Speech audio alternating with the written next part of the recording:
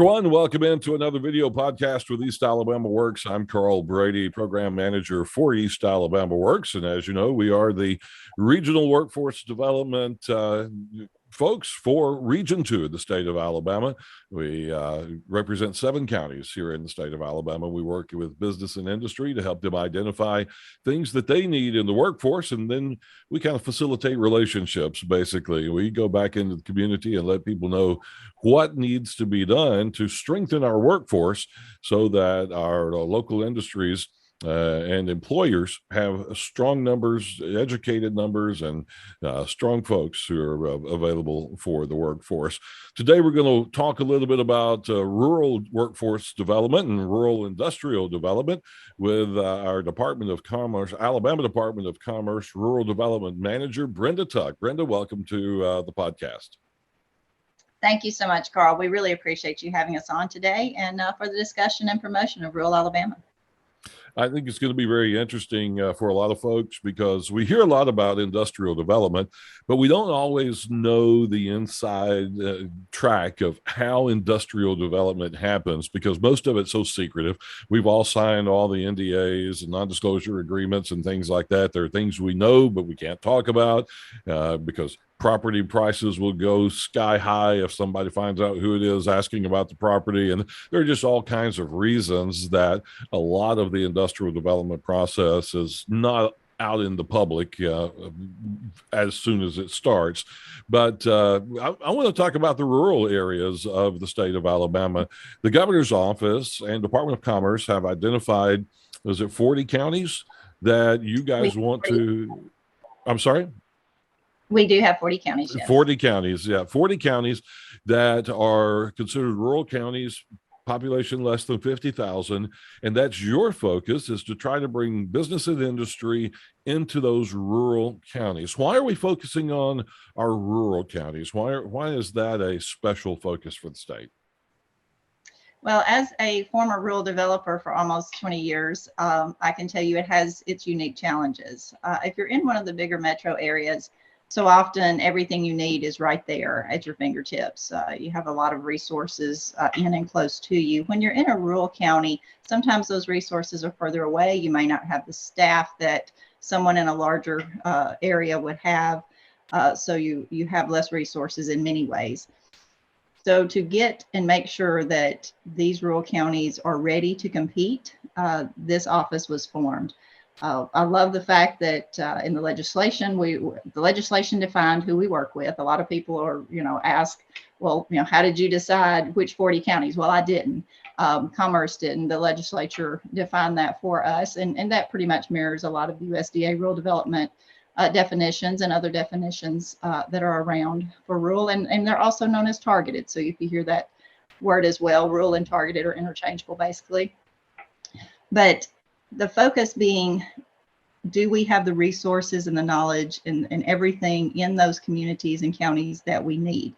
And that's what was lacking in some cases. In some cases, it's as simple as communication. So when we put this together, August 1st, 2019 was when this was created. And many of us had asked for this for a long time because Commerce has fewer project managers than they had previously. Like everyone, we have fewer staff and more work. So we want to make sure that the rural communities are being seen and heard, and that we know their challenges and that we know their assets and how we can help them be prepared, just as even the playing field, just as prepared as our larger cities are.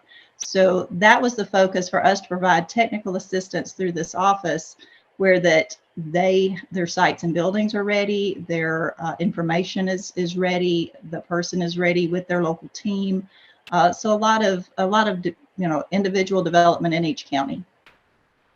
I think it's interesting that even in the midst of the COVID-19 pandemic, you guys have been very successful in 2020, and so far here we are, coming toward the end of 2021, 2 years, you guys have been extremely successful in bringing industrial development into those counties that you represent. Our rural counties are very significant in economic development. A lot of times you just get lumped into, rural Alabama. Rural Alabama has a lot to offer, and that's been one of my major platforms, is making sure people know who rural Alabama really is, who we are, what we have to offer, what's made there. So we've created a new website, madeinruralalabama.com, to complement madeinalabama.com. It's interchangeable, but it has that specific focus and all of those stories of the many things that are there. It's a testament to when you look at those stories and the numbers from 2019. Of 2019's was $1.1 billion and over 1,100 jobs. 2020 was 615 million and 1,940 jobs. So just a testament to the economic developers and the challenges they have and how they've overcome those challenges to continue and locate companies there in spite of sometimes smaller populations, sometimes more rural roads. But the state has been supportive in those things as well. Yeah, that's one of the challenges. You mentioned rural roads is, a lot of companies like to locate close to major highways and interstates so they can get their products in and out and do their shipping very easily. But there are ways to talk these companies into coming into the rural communities. What are some of the advantages that you guys promote to companies who are considering a rural area? When you look at being close to an interstate, certainly that's a fast traffic lane to get into, but it also creates a lot of traffic, obviously. So a lot of times there's less traffic, and it of course depends on the product, who their clients are, their customers, their vendors, different things that they need. And if they have access to all of that in these rural communities, just as they would in any other community, they are able to locate there. And sometimes it makes them a big fish in a small pond, if you will. So they get a lot of individual attention. The communities are so supportive and so excited to have not just new companies, but to see their existing companies grow and expand. So we have as much of that in some of these numbers. When you talk about new jobs, a lot of that comes from the expansion of those existing industries that are there, and we fully support that as well. So whether it's new coming in or those existing companies that have been here and been the backbone of these communities, and they are greatly appreciated, and it's more easily seen, I think, because it is a smaller community, sometimes to those companies that they feel the love, if you will, of that rural welcome. Right. And, it's an advantage to the people who live in those communities because they may otherwise have to drive an hour to get to a good job that supports their family and gives them the benefits they need and all of those things. So if we could get these industries into those rural communities, that's one of the reasons the communities are so happy to see them there is they don't have to drive so far. They've got good high wage jobs and the good benefits all right there in their community. And it helps out the community in multiple ways.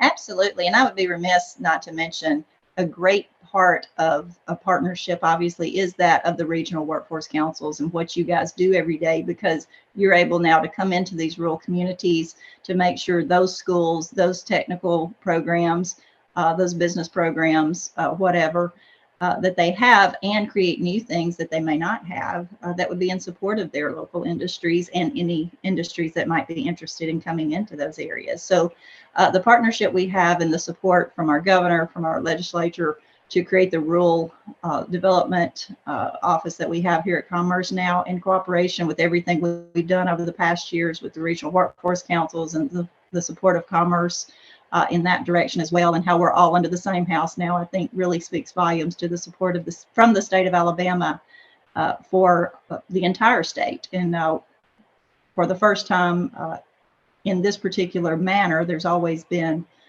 some type of program for different areas of rural around the state, but to have this level of concerted effort and focus on rural Alabama is just unprecedented. And I think we're at a really good time to showcase who we are and what we do and how well we do it. And Alabama has a reputation for having just good, hardworking Southern folks, and these companies know that, and especially in the rural areas, they know that they're going to get people who are working hard, who are willing to be trained, and as you said, working with the regional workforce councils and the community colleges, the people are being trained and preparing themselves to be a part of a good workforce and a strong workforce for the communities.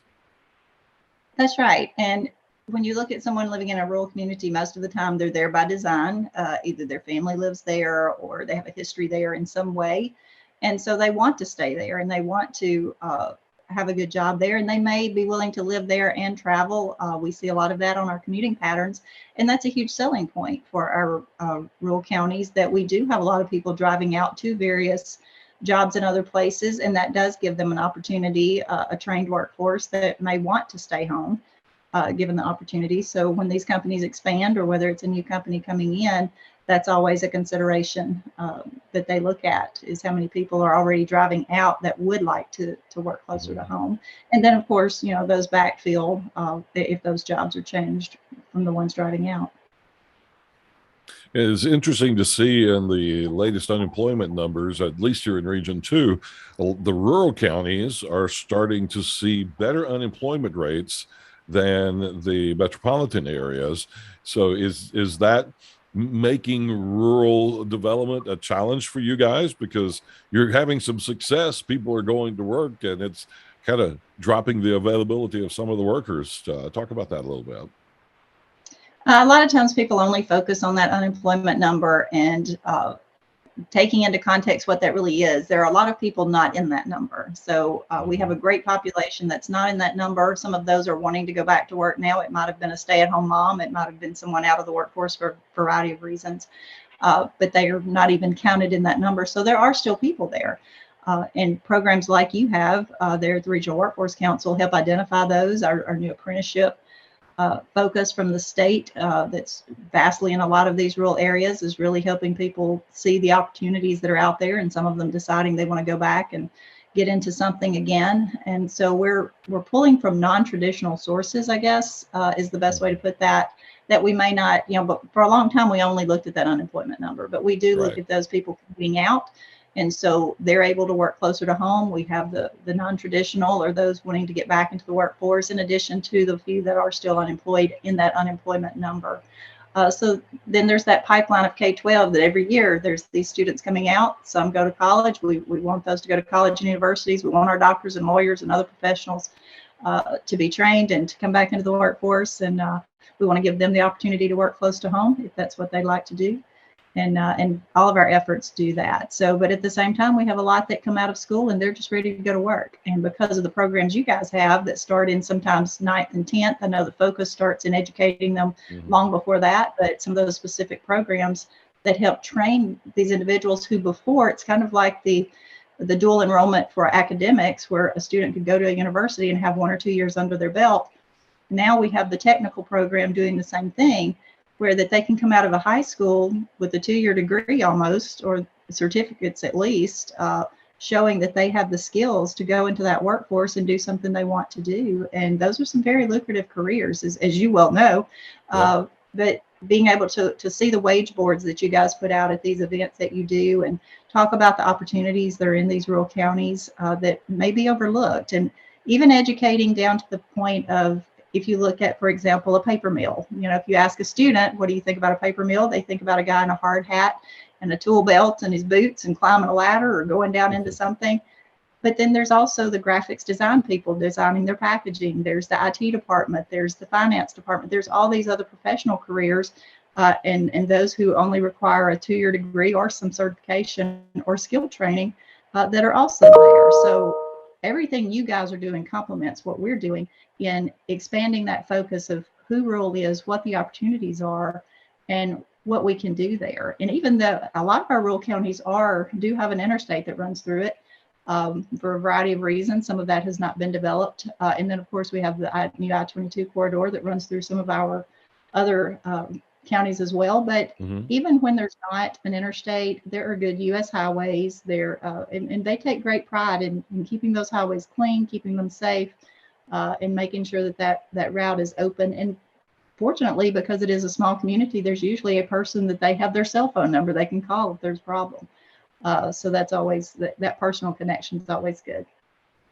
You said the unemployment rate doesn't always tell the full story, and that's something we've talked a lot about in this pandemic. And as we try to recover from the pandemic, our state unemployment rate right now is 3.1%, which is an amazing unemployment rate, but we still have companies begging for people to come to work, and thousands upon thousands of empty open jobs that need to be filled, because that 3.1% unemployment rate, as you say, does not tell the whole story.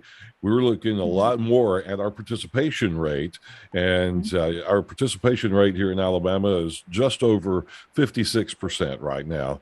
So that means we've got just more than half of our eligible workforce actually working. So that 3.1% doesn't include the folks, as you said, who aren't in the workforce, who aren't looking for a job, who are for some reason are not able to work right now.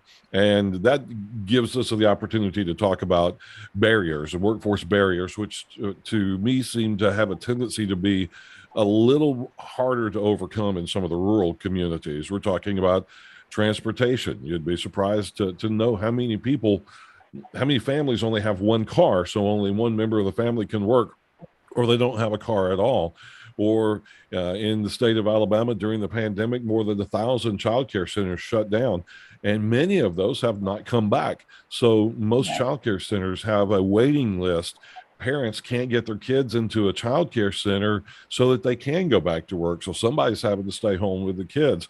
And there are things like benefits cliffs and all of those things as well that we spend a lot of time focusing on in workforce development, because we're trying to overcome those challenges and those barriers. What are you seeing in those barriers? Are we right? Is our focus as the workforce community correct in trying to break down those barriers? Absolutely. And there are things outside of all of our realms, but we have to look at the resources that are out there and bring those to light to our companies, even if it's not something we're in charge of. So what you guys are doing is absolutely on target. There are some companies that have started, either had a child care and they've expanded it, or they've began looking at, how do we do that? How do we partner, even if it's not in-house with them? How do we partner with someone to be on site and lease somebody some property and have some modular buildings brought in or something to create a child care center, and just out of the box solutions that, a few years ago, we really didn't have to think about. Transportation, we've been talking about that my entire career from rural Alabama. Child care has always been in that mix as well. We've got a lot of programs out there right now. Unfortunately, those are being supported. The governor's programs of the pre-K programs that she has in place are expanding. A lot of our state-run programs are expanding through some of the federal assistance we're getting. So there's a lot of things happening, but absolutely continue that focus and continue supporting and promoting where someone can get those resources from. It may not be what they were doing before because their child care center they always had shut down, but it's also an opportunity for some others to come back and any of those to come back, or others to start a business as well. So there's a lot of entrepreneurial opportunities when we look at the challenges that are out there. And then, of course, many years ago, we didn't have anything like Uber or those many opportunities we have today. We would have never dreamed of getting in a stranger's car and going somewhere.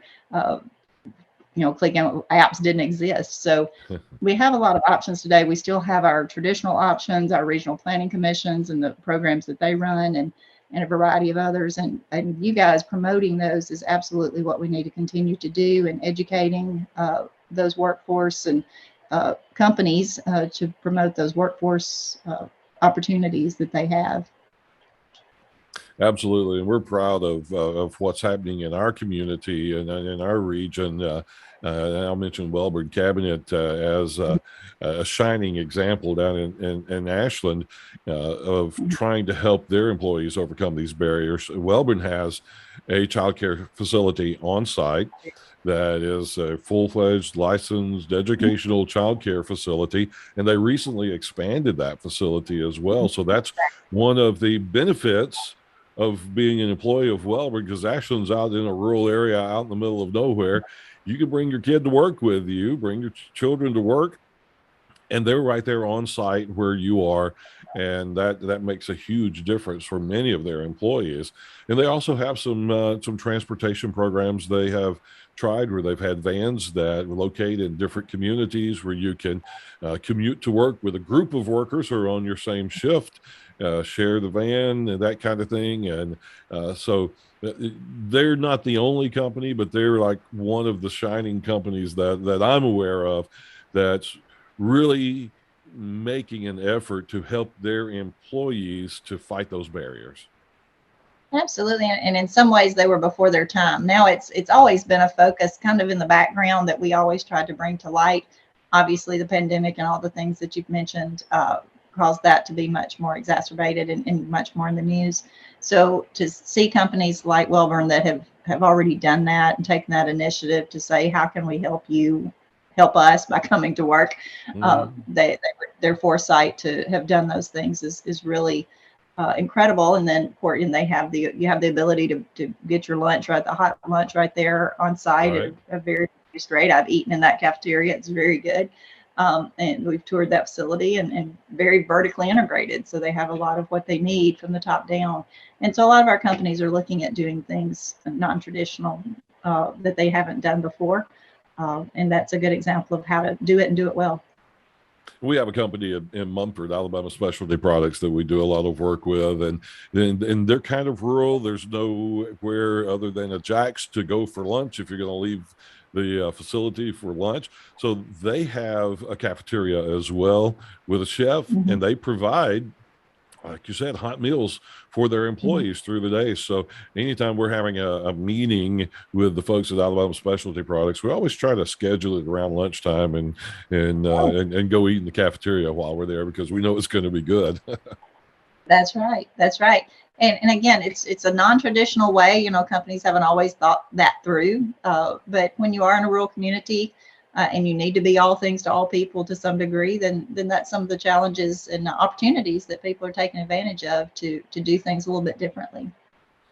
Let's shift gears a little bit and kind of focus in on Region 2. What are some of the success stories we've had here in Region 2 over the past couple of years? I know the 2021 numbers, we mentioned 2019 and 2020, but in 2021, and we're not even through with the year yet, 1,000 new jobs in rural Alabama and $850 million in investment in those 40 counties that we talked about in 2021. And we were privileged enough to get some of that investment happening in Region 2. Can you talk about some of those projects?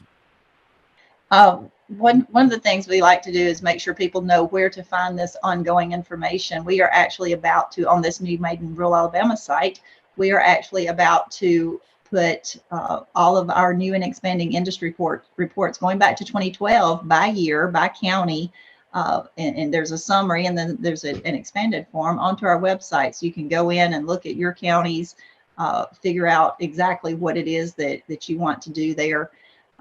As far as what's expanding, what you may want to go after. And that's a lot of, again, looking at that existing industry is where a lot of that growth comes from. I love that you brought up Wellborn Cabinets, because when you look at the expansions that we've had with them there in Region 2, they've been a lifeblood of that community for a long time, and they want to continue to be that. So they have evolved to be what they needed to be, and they give back to those communities just as those others do. And so when we look at the successes that we have in these rural communities, knowing where to find that information, and that there will be a link to all of those new and expanding reports, looking on that same site under our resources for the business and industry directory, not just for those new announcements, but who's already there, who's been there making products for so long.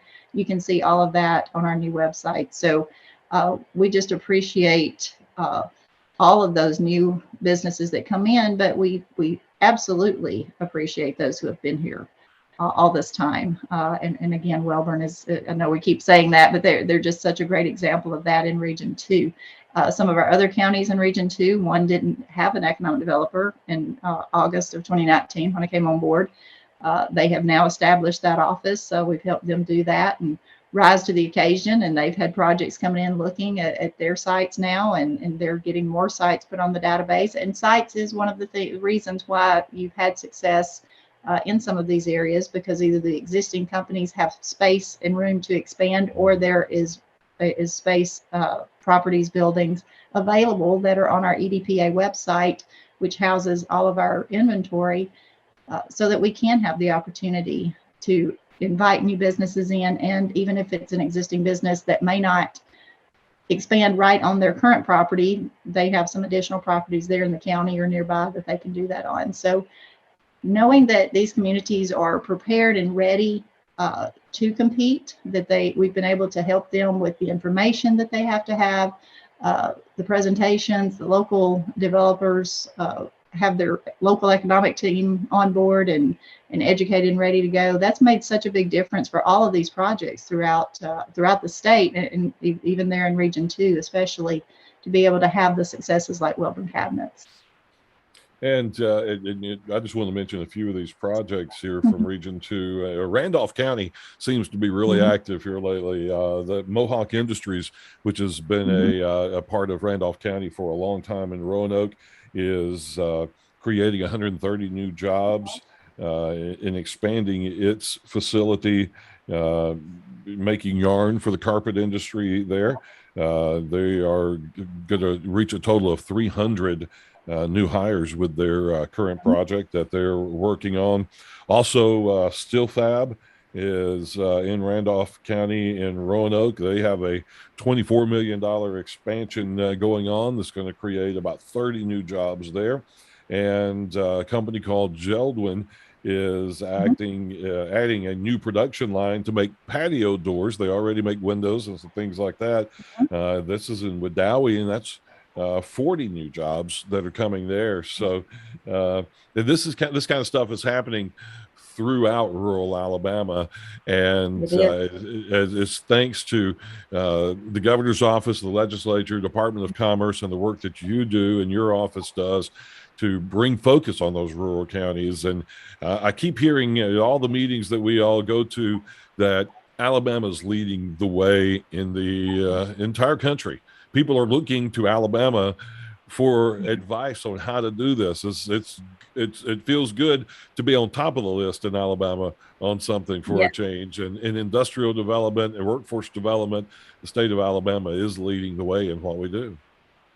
Well, and we did win the Golden Shovel Award this past year overall for the state. Obviously, the rural counties did their part in helping show that economic growth in the state. And so we're always excited when our entities around the country recognize us for that. And again, it's like you said, it's the partnership from the top down here in our state, and the fact that we're business friendly.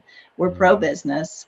We try not to regulate ourselves out of business, and we try to provide all the resources like yourselves, like the regional workforce councils. And we've thought through those processes over the years, and I was fortunate to be a part of that for a number of years to see that grow and come to fruition, which was just another one of the many things we needed to do. So we've got a lot of very proactive people in the room, really putting their heads together, saying, how can we do this better? We've been doing this well for a long time. And so we just continue to grow and excel. And it's, like I said, thanks in many ways to partners like yourselves who are out there every day, taking care of the number one issue we have today. And that's making sure we are finding those workers and supporting new industries, existing industries, and everything in between. So we really appreciate what you guys do. Thank you, Brenda. Getting folks trained, getting them educated, and getting them into the workforce and improving their lives that way, improving their situations and the situations of their families. Well, Brenda, thank you for what you guys are doing on the state level. Any final thoughts before we wrap this up? Do visit our website, Made in Rural Alabama, and read the stories you've mentioned today that we've talked about a little bit, and the many more that are there. And every time one hits, we add it to the list. And so you can go back and look over the past year and even further and really look at the successes. If you wonder what's really in rural Alabama, that really tells the story. And that was our goal with our new branding and marketing with having the rural initiative that we have at Commerce. Again, with the support of our governor, it helps having a governor from Camden, Alabama, to be a part of that. She understands firsthand the challenges we face and the limited resources. And we can do everything that a bigger town can do, a bigger county can do, but we just sometimes have to do it different to get there. So that's what we help them do. And we just appreciate that so much. Well, Brenda, thank you very much for taking the time to talk with us today on our East Alabama Works video podcast. Be safe as you travel around the state. I know you're on the road a lot, and anything we can do for you here in East Alabama, all you got to do is give us a call. And we appreciate that. And you as well. Let us know how we can help. We appreciate the partnership. Thank you, Brenda. And folks, thank you for tuning in and watching our video podcast today with East Alabama Works. We'll see you next time.